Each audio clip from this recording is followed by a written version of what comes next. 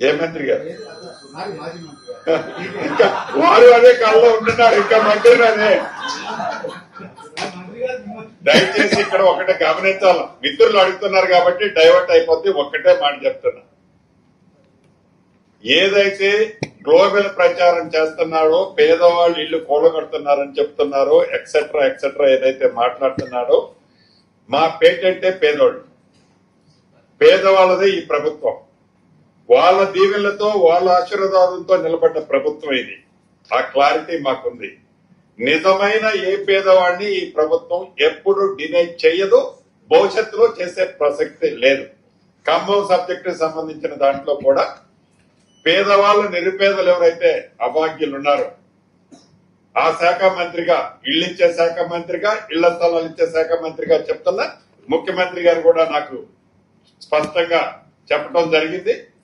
నష్టపోయే వాళ్ళు, అర్హులైన వాళ్ళు, గతంలో ఎవరైతే తీసుకొని నిరుపేదలు అక్కడ నివసిస్తున్నారో, ఇళ్ల స్థలాలు కానీ ఇతరత్ర బెనిఫిట్ పొందిన వాళ్ళు ఉన్నారో వాళ్ళందరికీ తగు న్యాయం ఆ శాఖ మంత్రిగా గౌరవ ముఖ్యమంత్రి గారి సూచనలతో 100% చేస్తాం.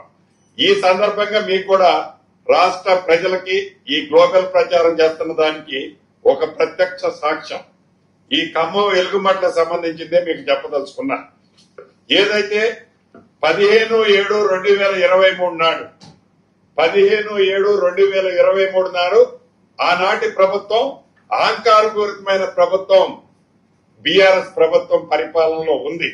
ఏదైతే ఈ ఎలుగుమట్లదని చెప్తున్నారో వాళ్ళు ఆనాడు కూడగొట్టారో, మేము కూలగొట్టాము ఇవ్వాలని చెప్తున్నారు కానీ ఆనాడే వారు శ్రీకారం చుట్టారు. ఇదిగోండి మీడియా, ఇది నేను చెప్పేది కాదు. ఇవాళ నేను ఏదో దీన్ని మ్యానిపులేట్ చేసేది కాదు. ఆనాడు ఈళ్లే కూడగొట్టే ప్రయత్నం చేసి కొన్ని కూడగొట్టారు, మళ్లీ తిరిగి కట్టారు వాళ్ళు. ఆనరబుల్ హైకోర్టు ఇచ్చిన ఆర్డర్ ప్రకారం భూదాన ల్యాండ్ లో ఖాళీ చేయించిన మాట వాస్తవం. వారందరికీ కూడా వారిలాగా గాలికి వదిలేయము. ఈ ప్రభుత్వం పేదోడి ప్రభుత్వం. ఎవరు ఎన్ని కారుకొత్తలు కూసినా, ఎంత విషాన్ని బయటికి చిమ్మినా ఇది పేదోడి ప్రభుత్వం. అర్హులైన ప్రతి పేదవాడికి, ఇక్కడ నష్టపోయిన ప్రతి పేదవాడికి ఇళ్ల స్థలం ఇస్తా, ఇల్లు ఇస్తా. ఈ ప్రభుత్వ పక్షాన గౌరవ ముఖ్యమంత్రి గారి ఆలోచనలకి పేదోడి ప్రభుత్వంగా ఇది తప్పకుండా చేస్తాం.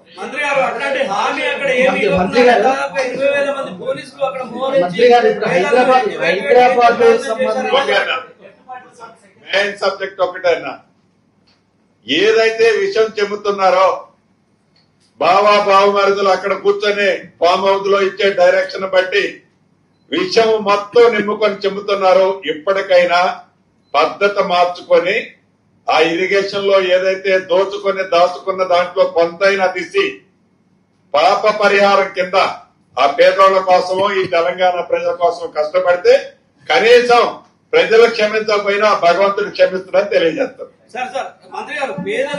మంత్రి గారు